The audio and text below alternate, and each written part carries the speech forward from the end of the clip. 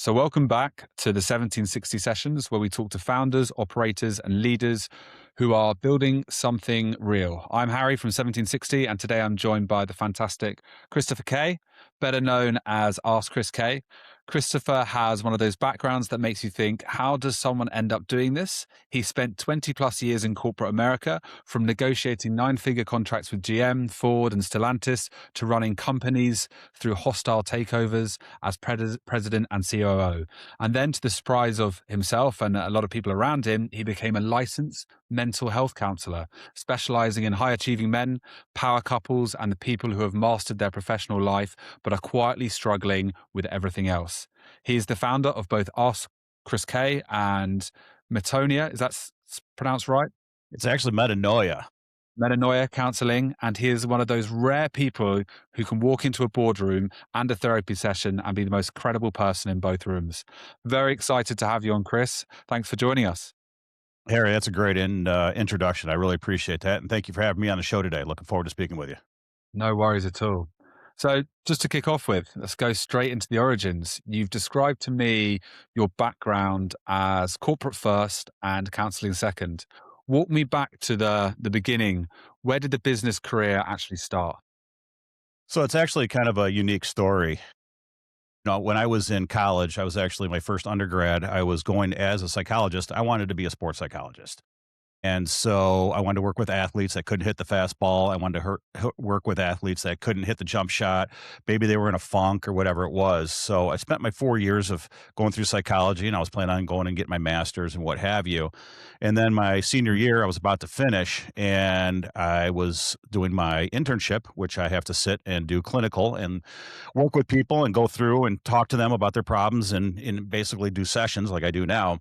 And I came home and I looked at my dad and I said, I can't do this shit the rest of my life. I can't, this will make me miserable. This will, put me in an early grave. And he just looked at me and said, well, what are you going to do? And I said, I don't know.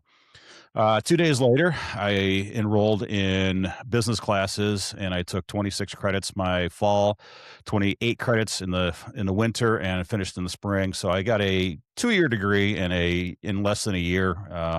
Busted my butt and realized that actually I was halfway decent at the business side of things. I had spent my summers working at various jobs, so the business was very familiar to me. So it was just kind of one of those, hey, you know what? I'm going to fall back and do this. From there, I got great jobs out of college, worked my way up through the corporate ranks, and then kind of got let go when the economy took a shit back in, 03, 04, 05, and ended up going out on my own as a consultant and working with various companies that needed niche help and things like that. And it was very successful for me for various years, 15, 20, 25 years.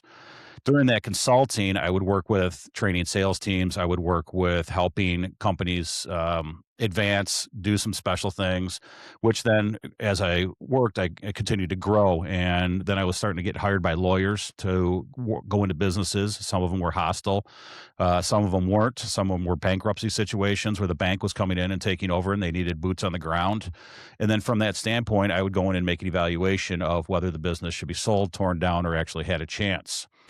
During some of that consulting recently, I was sitting with a sales team and I would use my psychology background.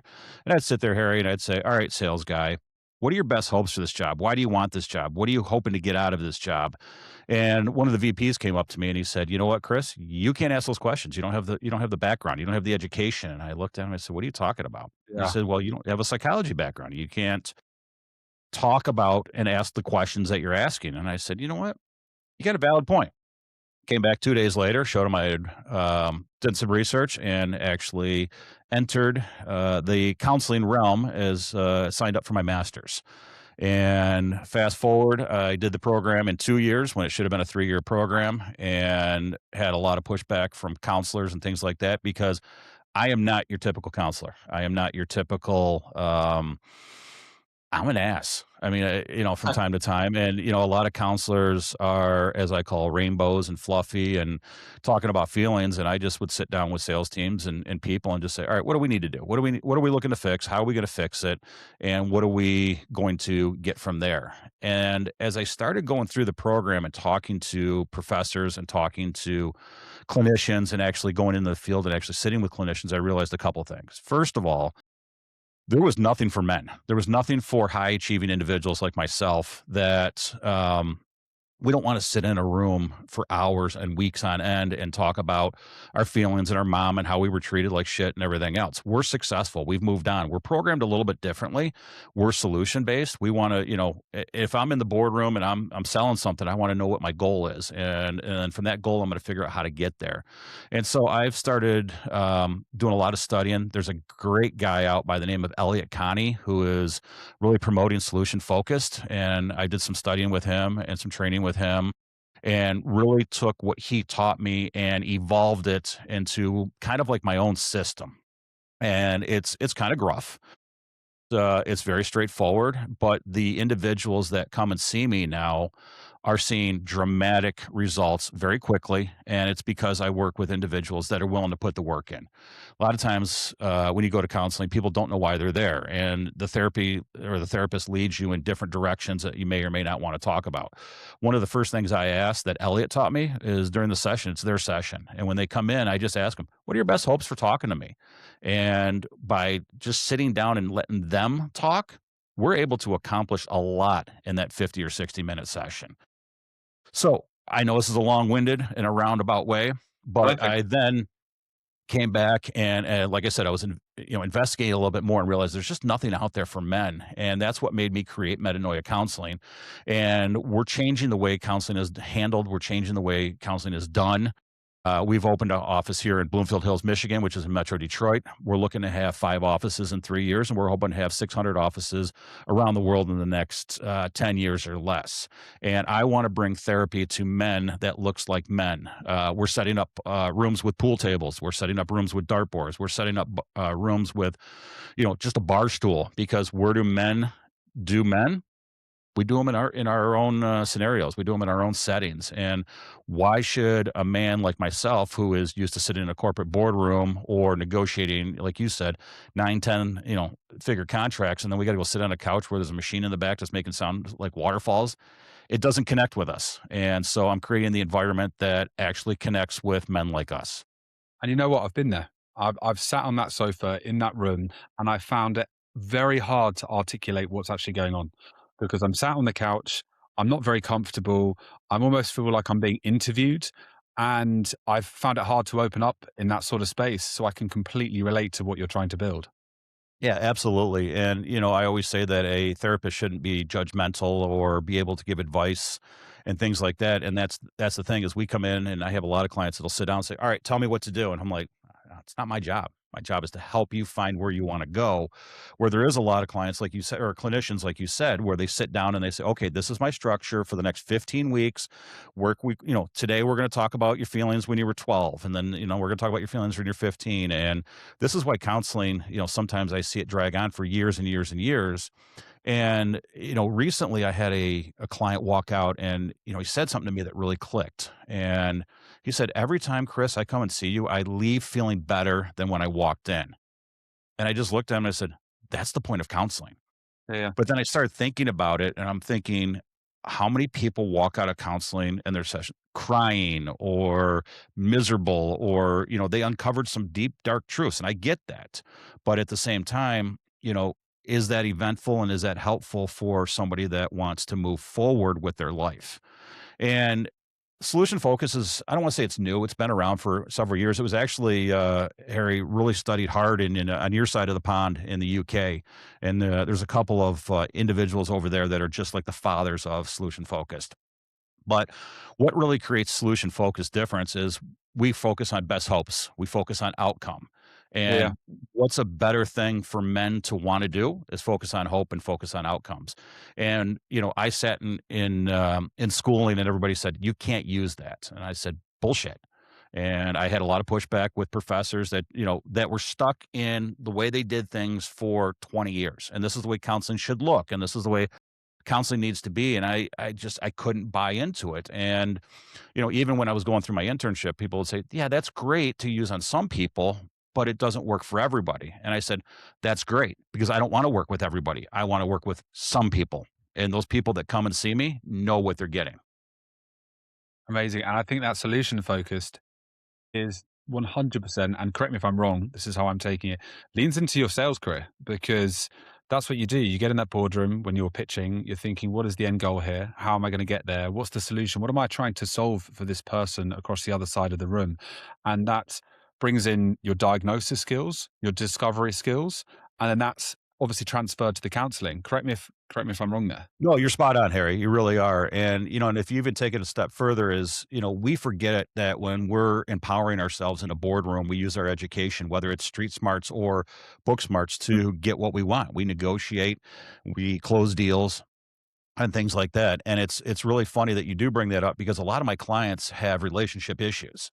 And I look at them and I tell them all the time, I'm like, our relationships are business transactions in a sense.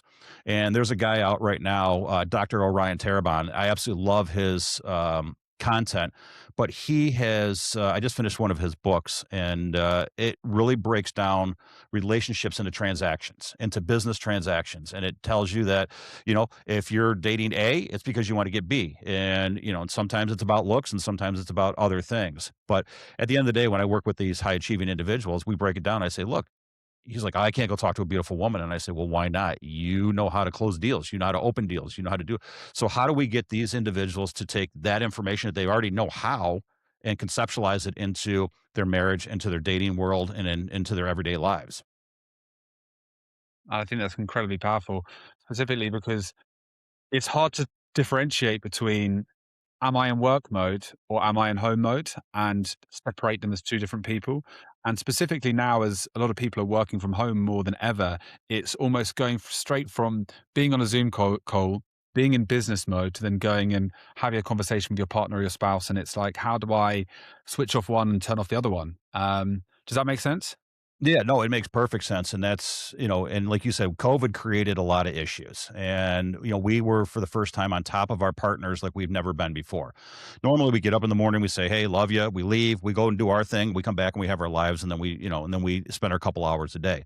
Now we're on top of each other 24/7. Yeah, we're trying to work, but we're also trying to figure out how to communicate in a new world, in a new realm. Now that everybody's going back to work, we're seeing things, pan out a little bit better.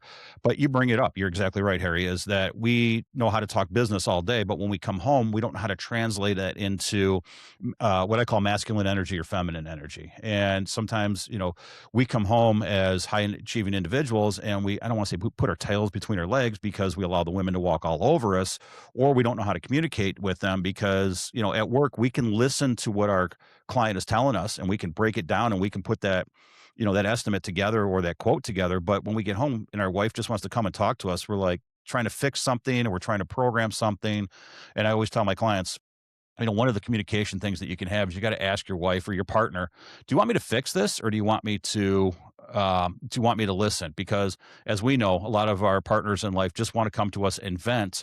And as men, we're programmed to immediately fix and we want to fix and we want to fix and we fix. Then, 5 minutes later after the conversation's going, she looks at you and she says, you didn't hear a damn thing I said. And you're like, and honestly, it's not his fault because what's he trying to do? He's trying to fix the problem. So if we ask our partners, do we want to fix it or do we want to listen? If they say, I just want you to listen, now as humans and as men, we can turn off that brain power of trying to fix it. We can actually truly listen. And now we can engage for the first time. And it's amazing when we actually can take the business side of things, bring it into our relationships and figure out how to communicate effectively. Yeah, and the most important thing of sales, as I've learned in my career, is listening. And it is always listening. It's listening to the needs of the person across the other side of the room from you. But it's not the first time I've actually heard that. Someone's actually said it to me before, that it's when your partner comes to you with the trouble, it's, are they just wanting me to listen, or is it, am I trying to solve something for them? And it's trying to understand the difference between the two. So, what is this? You've mentioned high achieving men and high performing men. What is the specific blind spot you see in high performing men that almost no one is talking about then?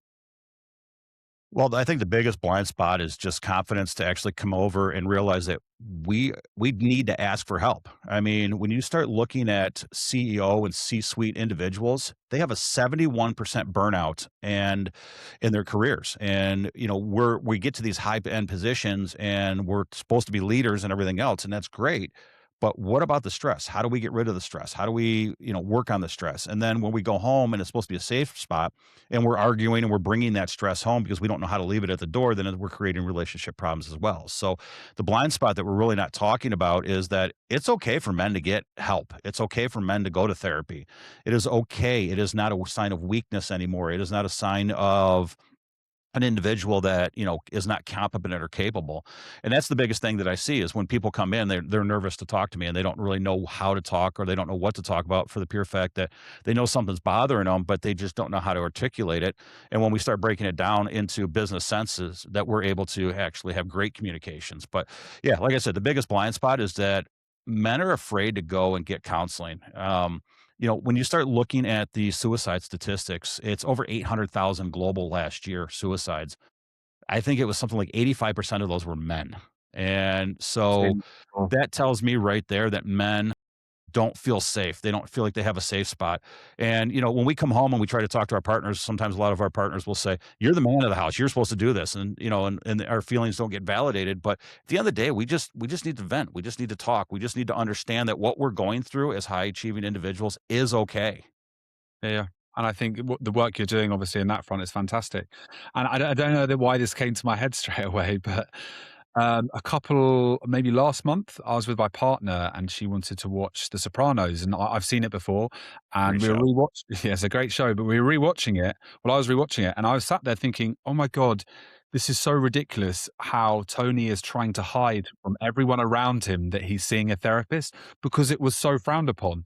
And I'm glad that we've moved on from there because it isn't as frowned upon. But as you're clearly saying, there's still an issue going on for men as well. Absolutely, there's an issue. In Sopranos, that's one of my favorite parts about Sopranos is that Tony actually goes and sees a therapist and is actually able to get help and figure things out, and he's able to articulate around, "I'm in garbage and construction," and not really tell what he's actually doing, but he actually comes in and talks about, "This guy's doing this and this guy's doing that," and the therapist is looking at him going, "Yeah, I don't wanna know what you're talking about, but I get the context," and he's able to work through it, and you're absolutely right. I mean, when we talk about culture and we talk about backgrounds, we're programmed from a young age. We're programmed what religion that we're supposed to be in, without a choice. We're programmed on how we view money. That's from a very young age. If our parents, were frugal, then it gets instilled to us. If our Yeah, parents yeah, were, lavish spenders, it's something that we pick up in traits. But that also comes down to mental health because I mean, growing up in my generation and the men I'm working with right now, it's toughen up. Dust it off. It's just a little bit of blood. Is the bone broken? You want something to cry about? I'll give you something to cry about. And so we were told and we were taught that, toughen up, suck it up. And we can't talk about it. it's relatable as well, this part as well, because my dad used to always say to me, his 3 words were always to me, "Harry, just get it done." That's it. It was just, if you have something to do, you have a goal in mind, anything in the way, don't worry about anything that's popping at you from the sides, just get it done. And that was instilled at me from a young age of just that mentality of, if I've got a task to complete, doesn't matter if there's other things affecting me, just get it done. So, is there a pattern in how long these men have been struggling with these problems that we're speaking about before they actually sit down across from you? So the pattern is kind of generalistic. And what I mean by that comment is we all have issues. I think every person should be talking to a therapist, a life coach about something or anything because we can always improve on ourselves. And if we're not working on ourselves, then what are we doing? And even in the business world, we're always trying to educate ourselves to get ahead. So why aren't we doing the same thing with our bodies, with our mind? I mean, I tell people all the time, I'm like, I bet Harry, you could tell me who your cardiologist is right now, but if I asked you for a recommendation on your therapist, you're going to look at me like, I'm not telling them. I'm not even going to tell them I'm in therapy. And and it's funny now because I get so many individuals that come up to me that I've grown up with, that I worked with, and everything else, and they'll pull me aside and say, I saw a counselor. And I'm like, fantastic. Yeah. And because we have that stigma that you don't want, that men don't need to see counselors. And that if we do, there's something wrong with us. There's not something wrong with us. Sometimes we just need to talk and frustrate because, God, my wife is driving me nuts. I can't come to the office and talk about that. Or my boss is driving me nuts. Well, I can't go home because because my wife isn't going to relate, or she might get a biased opinion, which I really don't want.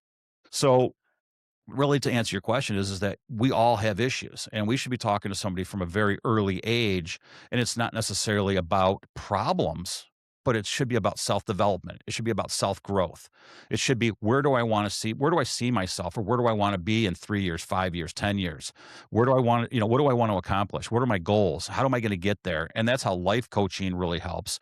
But then if we have to pull it back and say, that I can't talk to women. Well, why not? Let's talk about that. Or I have a fear of presentations. All right, let's talk about that. Why do we have a fear of presentations? And we can walk through and work through those things. I also say from the relationship side that after 6 months to a year, I think every relationship should start seeing a relationship coach, even if it's once a month, or a therapist and a counselor, even if it's once, like I said, once a month, or, every couple months, because if you're able to develop the communication patterns now, then when you do have an issue 2 or 3 years down the road into your relationship, you know how to address it. You know where it's coming from. You know how to communicate. Problem is now is these people have been married for 20 years, the kids leave, and all of a sudden now it's the two of them staring at each other, and they don't know how to communicate. They don't have any communication. They forgot how to date. Yeah. And one of the biggest thing I tell my couples all the time is marriage isn't the last time you start dating. Marriage is the first time of your new relationship that you have to continue to start dating. Yeah, and all those years of having the kids in the house, that's their common Yes. language, is It is. always That's the bond. kids, and it's always that sort of pivot of, "Okay, they've left now. What are we left with? What do we do?" So it's incredibly interesting. And you said to me before you work with men in what you call the sort of sandwich years, kids getting older, this is what we're saying, parents getting older at the same time. What does the pressure actually look like for someone who has spent 30 years being the one who solves things? It's tough. I'm working with 2 individuals right now that are in what I call the sandwich years, and their parents are in 85 and 90 years old, and they're having to make decisions of moving them out of their house and putting them into homes and things like that. But at the same time, they've got kids coming up, and depending on where they're at in the family cycle, and what I mean by that is are your kids in elementary school, middle school, high school, college, whatever that is, so you're still running them around to sports and going to their games and things like that. But on the other side of it, you got your parents that really need your help. They really need your attention. And, you're not going to just turn your back on them. Right. And then, but at the same time, you only got 24 hours in a day. And time management becomes key. But the other thing is setting boundaries. And our parents are going to take and take and take until we tell them that there's certain boundaries. And the same with our kids. They're going to want and want and want until we set those specific boundaries. So a lot of things I work with is time management with somebody that's in those sandwich years is like, all right, from 9 to 12 on a Saturday morning, you're going to take care of your kids. And from, 12:30 to 3, you're going to go visit your parents. You're going to help them with whatever they need. And then you're going to come home at 3:30, 4 o'clock. You're going to take your wife out to dinner because, in those sandwich years, not only do we have the kids over here and do not only have the parents, we still have our relationships. We still have our friends. The thing that also that people forget is we have ourselves. And if we don't advocate for ourselves, we're gonna end up getting burned out. And I tell a lot of my clients that being selfish is okay from time to time. And what I mean by that is schedule an hour for yourself to read, to schedule a time for meditation, schedule a time to go work out, schedule a time to go take a nap or play video games or do whatever you want, but that's your time. And you have to advocate for that because if not, everybody's going to take and take and take until there's nothing left. And if you don't have anything to take from, what are you going to do? Exactly. And it's people getting caught up in the moment. Do you know what I mean? There's so much going on around us. I had someone else come on the podcast the other day and talk about a purposeful pause, and that's like actually slowing down, whether it's just for a weekend, just for an hour or two within a day, and actually thinking, right, where am I? Am I okay? Is everyone else around me okay? Can I keep going forward with everything being so busy? So, what does the first session with a high achieving man usually sound like? What do they say versus kind of what's actually going on? So the first session is really no different than the rest of the sessions. It's, Harry, what are your best hopes for coming in to see me today?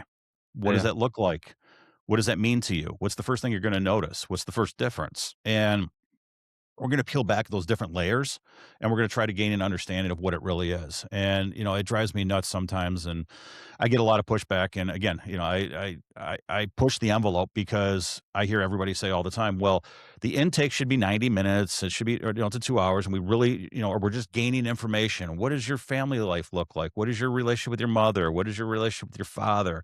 What is your relationship, this and that and everything else? And then people come out of those sessions and they're just like, I wanted help, and they don't feel like they got it, even though that's the process. I gain the information as the clinician. Now I'm going to come back and I'm going to figure out what that treatment plan looks like.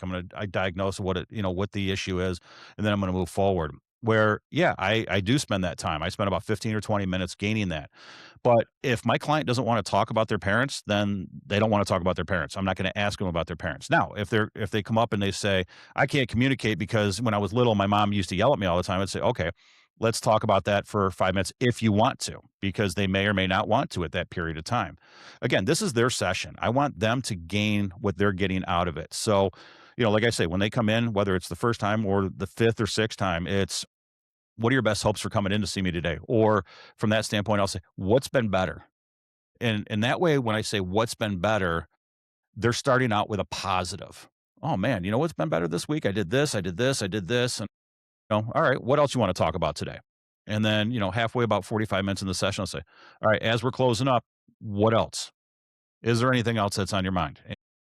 And then we just go from there. And I don't end it with homework where I want you to go home and I want you to fill out this worksheet. I don't end it with anything else. I end it with a positive note of, you got this. Or I just want you to, or I might refocus on something we talked about earlier.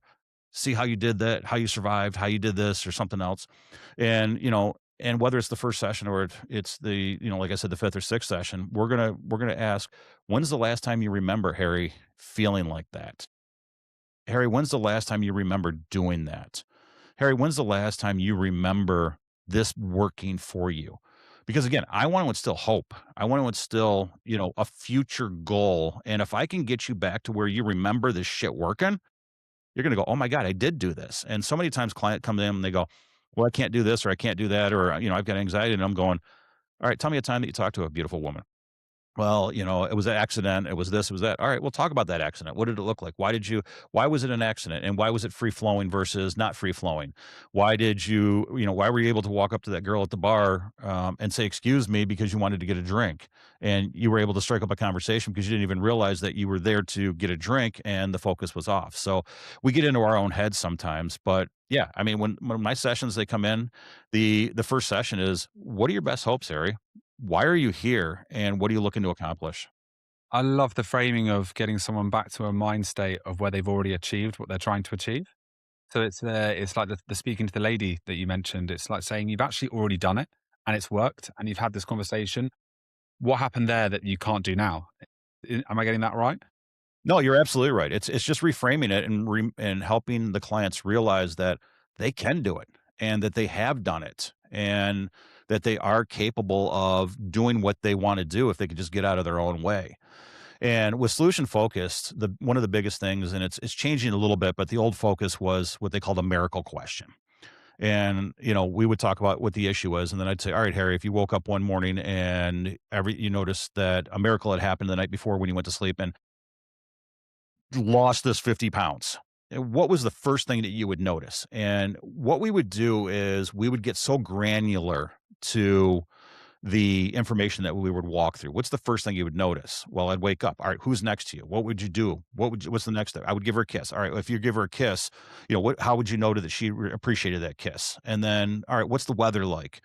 Well, then I'm going to walk into the kitchen. All right, what's the first thing you notice when you walk in the kitchen? I want to be able to program this setting and this realism into the heads of my clinic or my clients, because if they can see it, if they can smell it and they can taste it, damn it, they're going to do it. Yeah, I love that. And it's just it's like there in front of you to grab, basically. It Uh, is. It is. so at the start, you were kind of absolutely committed to men only, and then work led you down a different path. When did you start saying yes to couples then as well? It kind of went hand in hand because I had a couple of high achieving individuals come in and they were having issues and they said, do you mind if I bring my partner in? And I went, ooh. Yeah. And I said, okay. And they brought it in and we started having discussions. And from that one, we were able in 2 or 3 sessions to able to, I don't want to say work things out, but to bring some reality and some clarity to it. And 2 days later, my phone rings and it was a friend of the wife. I talked to Mrs. Smith and she told me about the conversations you guys had. And I was hoping my husband and I could come in. And I went, that's kind of weird. And sure, come on in. And next thing I know, I've got, 5 or 6 clients that were referrals, just from that aspect. When you take couples, it's about managing the room. I don't wanna say it takes a loud voice, but it just takes somebody who has the confidence to do it because a lot of clinicians don't like to do couples. Yeah. Because couples will come in and they'll be like, "Well, you said this and you said that," and then they start yelling at them, and I'm just like, "You know what? Both of you shut the fuck up, all right? You're wasting my time, you're wasting your time. If you guys wanna do this, go home, but we're here to get some things accomplished, and if you can handle that, then let's do it." And they just kinda look at me and they're just like, "Wait, what did you just say?" I'm not here to listen to you bicker. If you wanna do that, go in the car, drive home. I don't have time for this. And again, like I said, my direct approach is a little bit different, but couples that come in and see me, I have one couple individual that it really comes to mind, and this drives me nuts. And this is the cliche of therapy. So they've been married about 25 years. Kids have moved out. The kids are in their mid 20s now, and like I said, now they don't know what to do with each other, and their lives are we're revolved around the kids. Now they're trying to figure things out. They can't communicate real well. They go and see a clinician, and the clinician after the second session with them says, "You know what, guys, this isn't going to work for you. You need to get a divorce." And they said, "Well, we don't want a divorce." So they go a couple weeks later, they go and see another clinician. They have 2 or 3 sessions with that clinician. And the clinician says the same thing. "Guys, you should get a divorce." And so their last hopes were, "We're going to try a man. We're not going to try a woman." And, the guy comes in, he was a little hesitant. And he says, "Well, the last one just told us we should get a divorce, and she didn't want anything to do with listening to me. She just wanted to side with my wife." And I just looked at him and go, "I don't care about either one of you. I don't care if you want a divorce. I don't care if you want to get single. I'm here to meet your Sure. goals. So Yeah. if you tell me that you want to learn how to be friends after a divorce, great. That's what we're going to work on." And it took me we did about 3 months of weekly sessions, and they stood up one day and they looked at me and they said, "We're gonna make it. We're actually going to make it." And they didn't wanna get a divorce. They loved each other. I mean, they loved each other very, very deeply, and they weren't looking to go any which way but try to figure out how to communicate. And, like I said, my job isn't to tell them one way or the other. If I did a podcast session on my site that talks about if your therapist gives you advice, fire them because we're not here to give you advice. Imagine if they were to get a divorce after listening to those 2 therapists. 6 months later, they're miserable. Man, they're gonna go kill that therapist. I mean, they're really I mean, it's as therapists, we're not here to give advice. We're here to help you find your journey and find the best, versions of yourself. And whether that version of the relationship is what, A, B, or C, then that's great. I work Great. with So I was going to say, so it sounded like you are helping people tactically come to a conclusion by themselves. And it's by your different framing of the way things that are working that they can kind of understand what they actually want and what they actually need. Yeah, absolutely. I mean, Harry, I work with clients that come in and say, "My husband cheated on me." All right. Well, the first thing I'm going to ask the husband is, "What was missing?" And he looks at me and goes, "What do you mean?" "You did it for a reason. What was missing?" And we could actually break it down. And within a couple sessions, we can actually have a stronger relationship in just those couple sessions, even after, after adultery or whatever else, that'll strengthen the relationship because they never realized what was missing, whether it was communication, whether it was validation, whether it was Z. At the end of the day, it's funny. I keep throwing it out, but I did another podcast recently that was talking about what we can learn from sex workers. You know what? When we're guys and, if you really look at it, they're hiring prostitutes. Let's face it, we would love to say that we're using that full hour, to do our business. The average is 3 to 5 minutes. Well, if we're paying for an hour, what are we doing with the other 55 minutes? They're in there because it's a judgment-free zone. It's just somebody to listen. It's just somebody to talk to. And some of the clients that I've worked with that have hired escorts or prostitutes, 3 of them out of the 5 said they never had sex. They just sat there and talked. And that goes back to your question earlier, whereas, these are high achieving individuals that would rather talk to a prostitute because at least they can get something off their chest. But there's still the stigma of actually going to see somebody like me is like, "Oh God, no, I'd rather go see a prostitute than a mental health therapist," and not realizing that they're just doing the same thing. They just need somebody to talk to. That's kinda how I got into, couples was just by accident and found out that I love it. I absolutely love working with couples, and I call them power couples because they are doing the things right. They may just need to get dialed in, or they may have hit a speed bump, but they're willing to put the work in. Again, we're high achieving individuals that are willing to put the work in. We're not gonna sit there on the couch week after week and go, I don't know what's wrong. I don't know what's wrong. I don't want to talk about it. And that doesn't do me any good and it doesn't do them any good. And, and from there, I've been able to expand a little bit.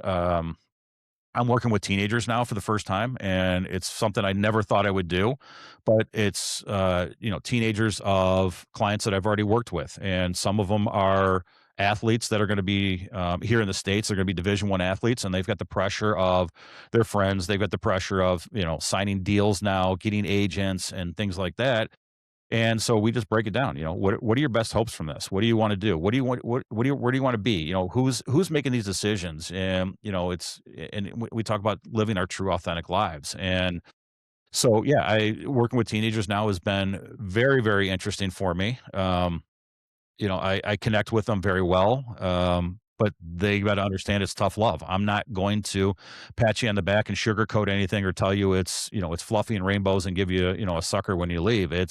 We're going to have real hard conversations and we're going to have adult conversations and we're going to get to, the bottom of what are your best hopes. And I look, the teenager conversation is very different to any of the other conversations I can imagine. And while we're on the topic of how you've helped these different demographics, you mentioned to me before women coming to you because they can't figure out why high achieving men are intimidated by them. It's a different conversation than couples therapy. How do you sort of navigate that? Yeah, no, absolutely, and it goes back to what we were talking about a little bit earlier about masculine energy and feminine energy, and yeah, there is a lot of high achieving individuals that are in their 30s and 40s that are women that are single that have put their career first. I work with some surgeons that they put their career first, and now they want to look into a family and things like that, and they're going after guys that are intimidated by them. They're going after guys that may or may not match their energy or their level of education or, um, those kind of things. And what we do is we just set what the expectation is. We walk through what is the expectation? What are your hopes for this relationship? What does that relationship look like? If you get the perfect relationship, what are you going to notice? And we go through that. And when we work with the women, we define what that truly is. And, they're boss bitches. I mean, they're badasses in the corporate world, but when they come home, they just want to be able to get into that feminine energy and have a man come in and take over. And I know all the feminists out there are going to lose their shit on this, but it really is true. Is a lot of more women are looking for those traditional values, and they are successful in the boardroom and they are successful in the courtrooms and things like that. But when they come home, like we talked about with the high achieving men, they want peace. They just want to come home to somebody who might be taking care of them. So we work with them and I work with the women and we break down what it looks like for them and we work on how to put our guards down and how to not be defensive and how to listen. And it really is the same conversation, whether it's a man or a woman, it really doesn't matter because they're both high achieving. They're both, very high energy. They're both aggressive and we just need to figure out how to dial it back, depending on the type of relationship that they want.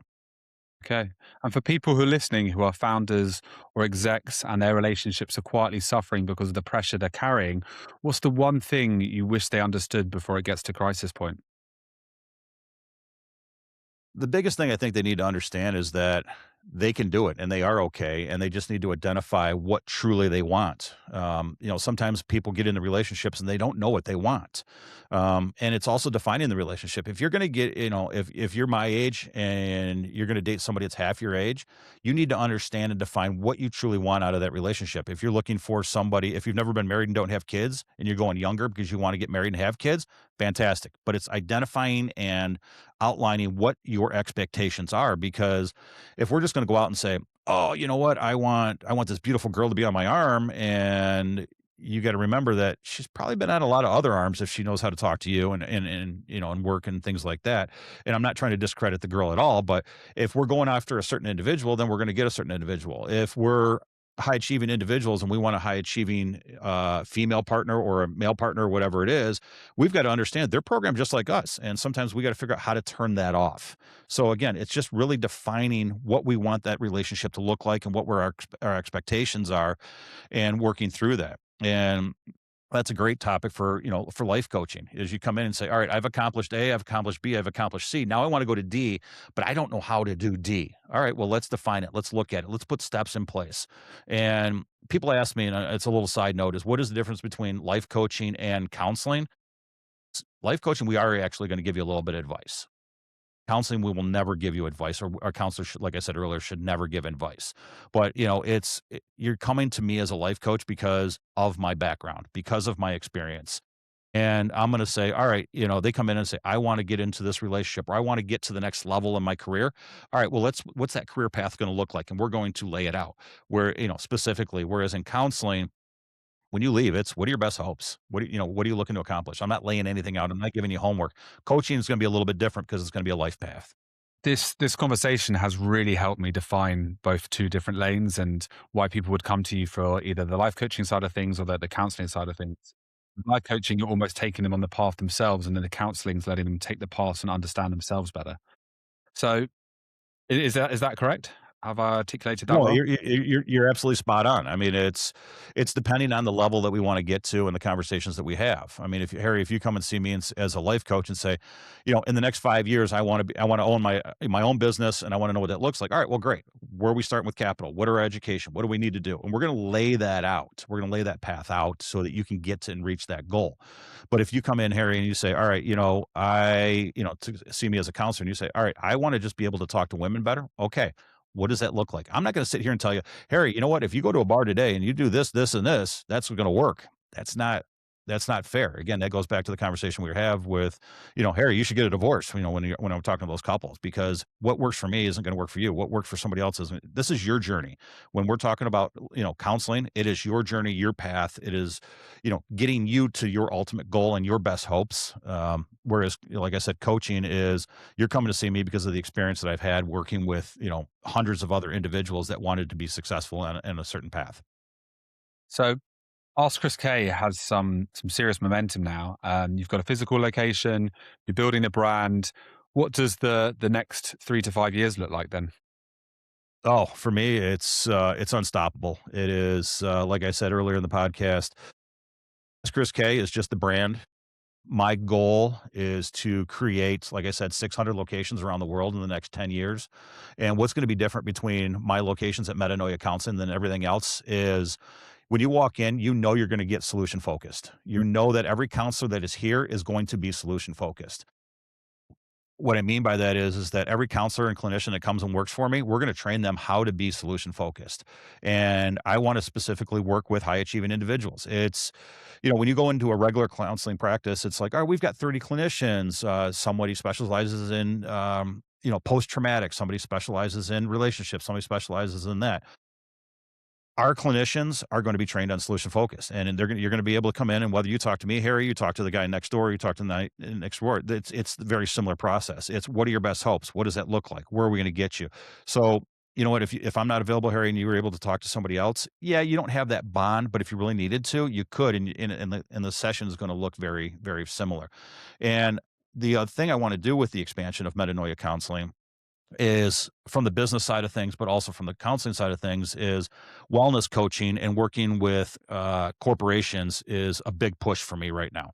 I think every company that has more than 100 individuals, team members, employees, whatever you want to call it, should have at least a part-time, if not a full-time counselor on staff that can just be there for work burnout, that can just be there for their CEOs and just be there for, the individuals.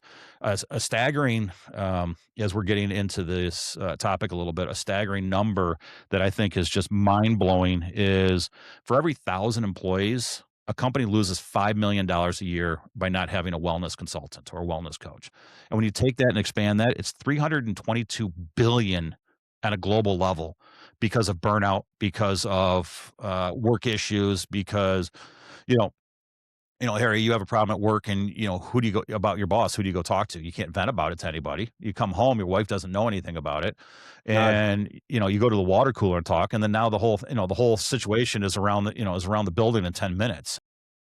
The thing is that a clinician, when they come in, the employee's got to understand it is a safe space, but also from there, it's the certain things. when I worked with sales teams and I would train them, I'd have guys come in to me and they say, "I can't sell today." And I'm like, "What do you mean you can't sell today?" "All right, let's talk about why can't you sell? What happened this morning? What's going on?" And all of a sudden you start walking through and they realize that, the wife didn't feed the dog and he's pissed off about that. And we're able to pass through that. And we're able to say, all right, if you do make the sale today, what's that going to mean to you? Well, I can take my kids to Disney World. And what is that going to mean? And what is that going to mean? So now we can create that hope. We can create that urgency. We can create that, the, whatever the mind block was. And I think more and more companies, no matter what size, should have a wellness coach. And that's the other push that Metanoia Counseling is going to have is, we're going to be coaching, we're going to be counseling, coaching, and consulting. And we're going to have those three sides to it that are going to be able to give the advantages to the high achieving individuals. Like I said, we work with CEOs, we work with VPs, we work with lawyers and things like that. Why not turn around and help their businesses succeed just as much as they are in the therapy room? So it's like almost like a Metanoia franchise model that you can train people up, send them into work within a specific business, and there's a real model in that moving forward. So my final question is going to be, what is the problem that is most in your way right now, getting you from where you are, from where you want to be? It's with every small business. The problem is growth. The problem is finding the right people to fit the right clog. And as some of the leadership books say, it's getting the right people on the bus and then figure out where the bus is going to go. And as I start, it's a small business. It is me. It is adding people as we grow and finding clinicians that are going to want to to put the work in and have the focus that I want to do. The reason I want to get this up and running now is the stats for mental health are staggering. By 2036, there is going to be a shortage in counselors, and whichever way you want to look at it, there is going to be a significant shortage. And with that said, is the generations that are coming up versus the generations that are ahead of us. The generations that are ahead of us are getting out of the workforce, whereas the generations behind us, they are having more anxiety and more stress than any other work generation has had. Millennials and Gen Zs are more stressed out. They're 71% more likely to quit their job within 6 months than any other generation today. So, putting in place the foundation for companies to be able to work with these people, and when I say these people, I don't mean in a generalized way, but just people um, that need help and that are willing to talk about it, and the workplace burnout. So, yeah, I mean, the biggest thing for me is just getting the right people on the right bus and moving it forward. And then from there, once these wheels start turning, it's going to be lookout. It's going to be a monster truck on steroids. That's really going to take over a lot of things. I hope that Metanoia Counseling becomes a brand, that is a household name for everybody in 10 years. I want every CEO to say, why are we not working with Metanoia Counseling? And that's the ultimate goal. That goal is a BHAG, as Jim Collins says in his books. If you haven't read them, they're fantastic books on businesses and things like that, and why businesses succeed and why they don't. But you got to set the BHAG. You got to set the big, hairy, audacious goal, and then figure out how to build to get there. And you know what? Step one is the foundation that I've got today with the office I'm sitting in right now. And once this momentum gets moving, man, look out. Amazing. I'm looking forward to seeing that monster truck on steroids. It's a perfect way to describe it. Chris, I'm going to stop the recording in a second, but before I do, I just want to say this has been one of those conversations where I'm aware the whole time that there are probably 1,000 people who needed to hear exactly this. The thing that stays with me is the idea that high achieving people have often been so focused on the external gain that the internal one goes completely unattended.